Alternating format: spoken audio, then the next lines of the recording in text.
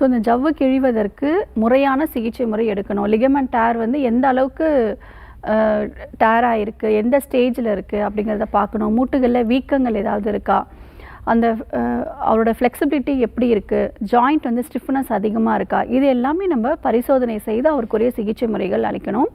நம்மளுடைய ஆர்ஜிஆர் மருத்துவமனையில் இதற்கு பஞ்சகர்மா மற்றும் வர்ம சிகிச்சை மேற்கொண்டுட்ருக்கோம். நம்முடைய மருத்துவமனையில் தங்கி சிகிச்சை பெறும் வசதிகளும் இருக்குது. இந்த லிகமெண்ட் டேருக்கு நிறைய பேர் சர்ஜரி நோக்கி போயிட்டுருக்காங்க.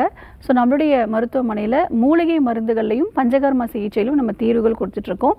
ஸோ இப்போதைக்கு வந்து வெளிப்பிரயோகமாக நீங்கள் மூலிகை தைலங்கள், குறிப்பாக பிண்ட தைலம் அப்படிங்கிறது உங்களுக்கு நாட்டு மருந்து கடைகளில் கிடைக்கும். இந்த ஆயில் வந்து லேசாக ஹீட் பண்ணி ஜஸ்ட்டு அப்ளை பண்ணுங்கள்.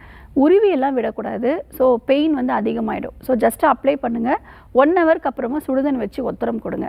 நம்முடைய மருத்துவமனைக்கு முறையான சிகிச்சை முறை எடுத்தால் கண்டிப்பாக சரி பண்ணிடலாம்.